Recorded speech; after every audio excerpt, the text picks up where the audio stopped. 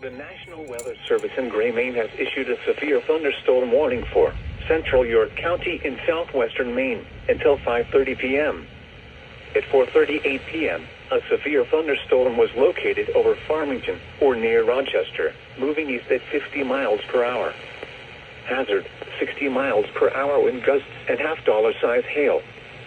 Source, radar indicated.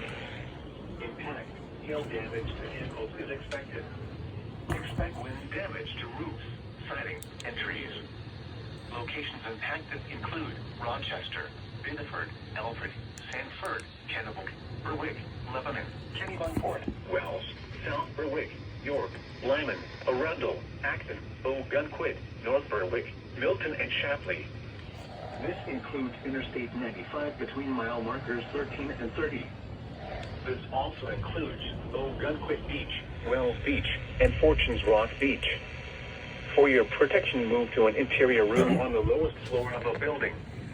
Repeating, a severe thunderstorm warning has been issued until 5:30 p.m. for the following county: York, Maine,